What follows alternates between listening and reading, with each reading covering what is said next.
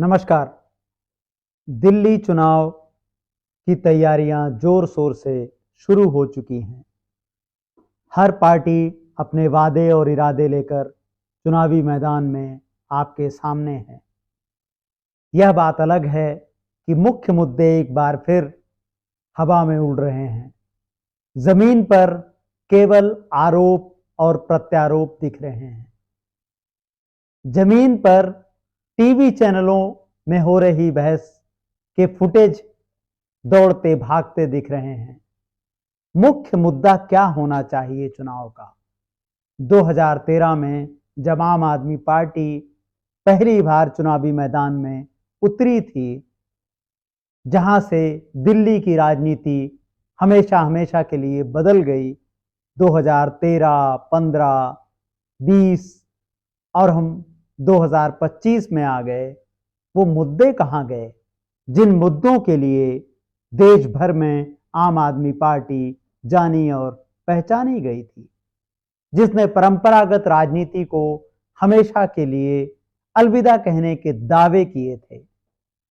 वो पार्टी जिसके नेता अरविंद केजरीवाल जब एक वैगनआर से निकलते थे तो लोग उनके दीवाने हो जाया करते थे। अरविंद केजरीवाल और उनके साथियों ने सादगी के साथ, सरलता के साथ, बिना किसी सुविधा के सत्ता में रहने की बातें की थी। आगे चलकर धीरे धीरे परिवर्तन आए और 2025 तक वह सब शीश महल के आरोपों में बदल गए। इस वक्त दिल्ली चुनाव का सबसे बड़ा मुद्दा शीश महल वर्सेस राजमहल हो गया है। शीश महल बनाम राजमहल की लड़ाई में जनता के मुद्दे कहां गए? चुनाव एक बार फिर मनोरंजन की तरफ बढ़ रहा है। किसी भी चुनाव के लिए सबसे खतरनाक बात यही है कि वह मुद्दों से हटकर मनोरंजन में बदल जाए, जहां कोई तथ्य ना हो, केवल हंगामा हो, प्रदर्शन हो, कोई डिबेट ना हो, कोई मुद्दों को लेकर ठोस बात ना की जाए। आपने बहुत सारे वीडियो देखे होंगे जिसमें अलग अलग वादे किए गए थे दिल्ली को लेकर कि 2025 तक, जैसे अभी कोई कह रहा था यमुना साफ नहीं की, मैंने 2025 तक का टाइम मांगा है, 25 तक ना करूं तो मेरे को वोट मत देना। इसी तरह से 5 साल का टाइम चाहिए, 5 साल के लिए। हम लोग 5 साल में ना करें, अगली बार वोट मत देना। हम ये प्ले करेंगे 2024 में कि 2025 में कि अरविंद केजरीवाल ने गोवा में कहा है कि if I don't clean up the Yamuna. Goa में नहीं कहा, मैंने 10 बार दिल्ली में भी कहा है। आप मेरी दिल्ली की बातें नहीं सुनते। मैंने 10 बार दिल्ली में बोला है कि अगर मैं 2025 तक यमुना साफ मत करूं, अगली बार मेरे को वोट मत देना। पर अरविंद, ये आपने 2015 में भी बोला था। नहीं बोला था, यमुना के लिए नहीं बोला था। यमुना की सफाई हो जाएगी, प्रदूषण नियंत्रण हो जाएगा, स्कूलों की दशा बदल जाएगी, महिला अपराध को नियंत्रित किया जाएगा, दिल्ली को सुरक्षित कैपिटल बनाया जाएगा। प्रदूषण हर साल 2013 से खतरनाक स्तरों पर बढ़ता जा रहा है, लेकिन यह सब शीश महल और राजमहल की लड़ाई में पीछे छूट गया है। आज का हमारा वीडियो इसी पर है और आज का हमारा वीडियो आपकी बढ़ती हुई राजनीतिक महत्वाकांक्षा पर भी है। आपको अरविंद केजरीवाल की वह कस्में भी याद होंगी जिसमें उन्होंने कहा था कि वह केवल दिल्ली की राजनीति करेंगे, जबकि आज इंडिया गठबंधन में कांग्रेस के बाद आम आदमी पार्टी केवल ऐसी दूसरी पार्टी है जिसकी 2 राज्यों दिल्ली और पंजाब में सत्ता है। तो आखिर इंडिया गठबंधन में क्या चल रहा है? आपको बीते दिनों ममता बनर्जी का बयान याद होगा जिसमें उन्होंने इंडिया गठबंधन का नेतृत्व संभालने की इच्छा खुलकर प्रकट की थी, जिसके बाद उस इच्छा के समर्थन में शरद पवार आ गए थे। वही शरद पवार जिनके बारे में आए दिन नई नई खबरें आती हैं। कभी बताया जाता है कि उनकी पार्टी का विलय करके फिर से वापस वही एनसीपी बना ली जाएगी। कभी खबर आती है कि वह केंद्रीय मंत्रिमंडल का नरेंद्र मोदी सरकार का हिस्सा हो सकते हैं। कुल मिलाकर नरेंद्र मोदी सरकार के विरोध करने के अलावा उनके बारे में तरह तरह की खबरें रोज आए दिन आती हैं। विधानसभा चुनाव में उनकी पार्टी और इंडिया गठबंधन की भारी पराजय के बाद तो एक तरफ ममता बनर्जी का दावा है, जिसके समर्थन में शरद पवार हैं, जिसके समर्थन में लालू यादव आए, और अब यह सभी पार्टियां, इसमें से आप आरजेडी को छोड़ दीजिए तो दिल्ली में आम आदमी पार्टी के साथ प्रचार में आ रही हैं। इनमें उद्धव ठाकरे को भी जोड़ लीजिए। तो क्या इंडिया गठबंधन में कांग्रेस की भूमिका को छोटा करने की कोशिश की जा रही है? यह किसी दीर्घकालिक नीति का हिस्सा है या केवल इस राज्य के चुनाव में दबाव बनाने की कोशिश है? इसके लिए आपको हमारा पूरा वीडियो देखना पड़ेगा। आपको समझना पड़ेगा कि इंडिया गठबंधन में लोकसभा चुनाव की स्थिति कैसे अलग थी और जब राज्यों के चुनाव आएंगे तो कैसे इस तरह की परिस्थिति आती ही रहेगी।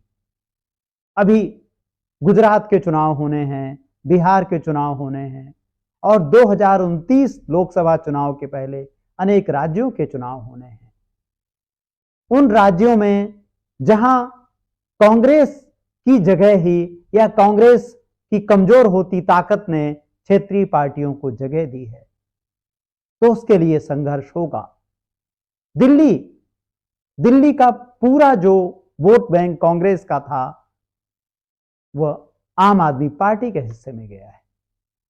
दिल्ली में जो जगह आम आदमी पार्टी ने हासिल की है वह कांग्रेस के हटने के बाद हुई है। पिछले 2 विधानसभा चुनाव में कांग्रेस पार्टी का एक भी विधायक चुनकर नहीं आया है। ऐसे में जब इस विधानसभा चुनाव में कांग्रेस मजबूती से लड़ती हुई नजर आती है तो आम आदमी पार्टी का चिंतित होना स्वाभाविक है। लेकिन यह भी ध्यान रखना चाहिए कि जब हरियाणा में चुनाव हुए और वहां कांग्रेस सभी विश्लेषकों की दृष्टि में बेहद मजबूत थी, तो वहां आम आदमी पार्टी ने गठबंधन की खातिर अपने कदम पीछे नहीं हटाए। हमने देखा कि अनेक स्थानों पर बेहद नजदीकी मुकाबला हुआ और उसका फायदा बीजेपी को हुआ। तो जब हरियाणा में कांग्रेस एक मजबूत पार्टी की तरह चुनाव लड़ रही थी तो आम आदमी पार्टी उस चुनाव से पीछे नहीं हट सकती थी।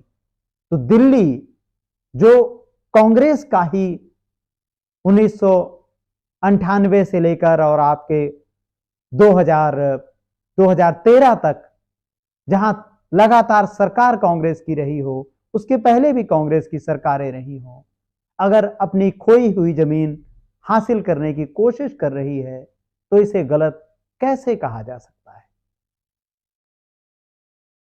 एक बात और समझने की है, दिल्ली में बीजेपी और आम आदमी पार्टी दोनों के खिलाफ एंटी इनकम्बेंसी है, यानी दोनों के खिलाफ मतदाताओं में नाराजगी का डर है। यह भी आम आदमी पार्टी की चिंता का बड़ा कारण है। आप देखें कि जिस राजनीति के लिए बीजेपी की आलोचना की जाती है, अरविंद केजरीवाल कैसे उस राजनीति के लगातार नजदीक जा रहे हैं। अरविंद केजरीवाल को हमने हिंदुत्व के मुद्दे पर लगातार बीजेपी के नजदीक जाते हुए समझ सकते हैं। आरएसएस से उनकी नजदीकियों के बारे में सार्वजनिक रूप से स्पष्ट प्रमाण मौजूद हैं। आम आदमी पार्टी के आगे बढ़ने की प्रक्रिया में आरएसएस ने बहुत महत्वपूर्ण भूमिका निभाई है। अगर अन्ना आंदोलन नहीं हुआ होता तो संभव है कि आज आम आदमी पार्टी भी नहीं होती, और अन्ना आंदोलन के वक्त आरएसएस मंच के संचालन से लेकर पर्दे के पीछे पूरी ताकत से सहयोग कर रहा था। इसके बारे में आरएसएस प्रमुख की तरफ से और आम आदमी पार्टी के नेताओं की तरफ से समय समय पर बयान सामने आते रहे हैं। अरविंद केजरीवाल टीवी चैनल पर बैठकर हनुमान चालीसा गाकर साबित कर चुके हैं कि वह आरएसएस की विचारधारा से बहुत दूर नहीं है। पिछले दिनों आपने देखा होगा कि उन्होंने आरएसएस प्रमुख को चिट्ठी लिखकर एक तरह से बीजेपी की शिकायत की थी। आरएसएस प्रमुख की हैसियत क्या है? आरएसएस तो खुद को एक सांस्कृतिक संगठन कहता है। ऐसा करके आप आरएसएस को वैलिडेट करते हैं, उसके महत्व को बार बार रेखांकित कर रहे हैं। इस चुनाव की घोषणा से पहले अरविंद केजरीवाल ग्रंथियों और पुजारियों के लिए 18,000 रुपए प्रति माह की घोषणा करते हैं, लेकिन बौद्धों और पादरियों के लिए घोषणा से परहेज करते हैं। दिल्ली में 17 महीने हुए इमामों को वेतन नहीं मिल रहा है। उनके घर के बाहर इमाम एसोसिएशन प्रदर्शन करती है, लेकिन वह उससे मिलने के लिए समय नहीं निकाल पाते। अरविंद केजरीवाल ने पिछले दिनों एक इंटरव्यू में नोटों पर, रिजर्व बैंक द्वारा छापे जा रहे नोटों पर लक्ष्मी और गणेश की तस्वीरों की पैरवी की है। यह मांग बहुत पहले से बीजेपी के कुछ नेता और आरएसएस के बहुत से नेता करते रहे हैं। मुद्रा तो सभी भारतीयों की है, उसे किसी धर्म विशेष का बनाने का विचार आरएसएस के हिंदुत्व से बिल्कुल मेल खाता है। इन मुद्दों के सामने आने पर हम देखते हैं कि बीजेपी और आम आदमी पार्टी में एक स्पष्ट एकरूपता है। आम आदमी पार्टी ने बीजेपी की जगह नहीं ली है, आम आदमी पार्टी ने कांग्रेस को उसकी जगह से हटाया था। ऐसे में अगर कांग्रेस दिल्ली में अपनी जगह वापस पाने की कोशिश कर रही है, तो इसमें इंडिया गठबंधन की नाराजगी कैसे जायज हो सकती है? अरविंद केजरीवाल इंडिया गठबंधन में अपनी स्थिति को मजबूत करना चाहते हैं। वह लगातार चौथी बार मुख्यमंत्री पद की जब दावेदारी कर रहे हैं, तो उनके दिमाग में निश्चित रूप से यह योजना होगी कि चौथी बार मुख्यमंत्री बनने के बाद राष्ट्रीय स्तर पर वह अपनी भूमिका को और आगे लेकर के जाएं। ऐसे में जबकि ममता बनर्जी, उद्धव ठाकरे, यहां तक कि अखिलेश यादव, लालू यादव उनका समर्थन कर रहे हैं, केजरीवाल इंडिया गठबंधन में अपनी स्थिति को मजबूत करना चाहते हैं। लेकिन आज की स्थिति में यह केवल एक अस्थायी कदम ही लगता है, जहां कांग्रेस पर दबाव बनाने की कोशिश की जा रही है। असल में कांग्रेस के लिए यह चुनौतीपूर्ण समय है और उसके लिए जरूरी है कि वह एकला चलो की नीति पर अब आगे बढ़े। उसे दिल्ली में अपनी ही शर्तों पर चुनाव लड़ने की जरूरत है और अपनी खोई हुई जमीन वापस पाने की जरूरत है। आम आदमी पार्टी का राजनीति में आना, आम आदमी पार्टी का उस तरह की राजनीति को आगे बढ़ाना जिसमें बीजेपी का यकीन रहा है, हर दृष्टि से बीजेपी के लिए एक फायदेमंद स्थिति है। ऐसा करके वह देश की सबसे पुरानी पार्टी को दिल्ली से 2013 के बाद से दूर रखने में कामयाब हुई है। आपने वह खबरें देखी होंगी जिसमें बताया गया, दावा किया गया कैग की रिपोर्ट के हवाले से कि कैसे दिल्ली में मुख्यमंत्री आवास की सजावट और पुनर्निर्माण पर 33 करोड़ रुपए का खर्च हुआ। यह केवल जनता के धन के दुरुपयोग का मामला नहीं है, यह बताता है कि जिस तरह से सादगीपूर्ण सरकार चलाने के वादे आम आदमी पार्टी ने किए थे, वह समय के साथ कैसे एक पाखंड में बदल गए हैं। जब आप प्रधानमंत्री आवास पर कथित रूप से 2700 करोड़ रुपए के खर्च की बात कर रहे हैं, तो आपको 33 करोड़ की सफाई भी उसी तरह से स्पष्टता से देनी चाहिए जो आम आदमी पार्टी के नेता नहीं कर रहे हैं। ऐसे में अब सबसे बड़ा सवाल जनता का है कि जनता किन मुद्दों के साथ जाएगी। क्या जनता प्रदूषण के मुद्दे को भुला देने को राजी है, जो उसके लिए जीवन और मृत्यु का प्रश्न बनता जा रहा है? यमुना की सफाई एक मजाक बनकर रह गई है। आपने वह वीडियो देखा होगा जिसमें एक टीवी चैनल से बात करते हुए अरविंद केजरीवाल साफ साफ कह रहे हैं कि अगर 2025 तक यमुना साफ नहीं हुई तो आप मुझे वोट मत दीजिएगा। जैसे अभी कोई कह रहा था यमुना साफ नहीं की, मैंने 2025 तक का टाइम मांगा है, 25 तक ना करूं तो मेरे को वोट मत देना। इसी तरह से 5 साल का टाइम चाहिए, 5 साल के लिए। हम लोग 5 साल में ना करें, अगली बार वोट मत देना। हम ये प्ले करेंगे 2024 में कि 2025 में कि अरविंद केजरीवाल ने गोवा में कहा है कि if I don't clean up the Yamuna. Goa में नहीं कहा, मैंने 10 बार दिल्ली में भी कहा है। आप मेरी दिल्ली की बातें नहीं सुनते। मैंने 10 बार दिल्ली में बोला है कि अगर मैं 2025 तक यमुना साफ मत करूं, अगली बार मेरे को वोट मत देना। पर अरविंद, ये आपने 2015 में भी बोला था। नहीं बोला था, यमुना के लिए नहीं बोला था। 2025 आ चुका है, यमुना वैसी है, प्रदूषण वैसा है। दिल्ली में अपराध बढ़ते ही जा रहे हैं। दिल्ली में अपराध बढ़ना सीधे तौर पर केंद्र सरकार की विफलता को साबित करता है, दिखाता है, क्योंकि पुलिस गृह मंत्री के अधीन है।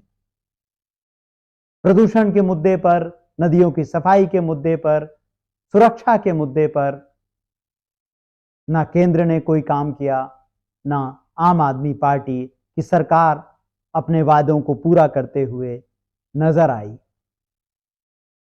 ऐसे में दिल्ली की जनता को बहुत सावधानी से चुनाव करना है कि वह किसका साथ देगी, वह किसके साथ जाएगी। आज के इस वीडियो में बस इतना ही। लोकतंत्र, संविधान और नागरिक चेतना पर हमारे वीडियोस देखने के लिए चैनल को लाइक कीजिए, सब्सक्राइब कीजिए और अगर संभव हो तो हमें ज्वाइन कीजिए, आर्थिक रूप से हमारा सहयोग कीजिए। नमस्कार।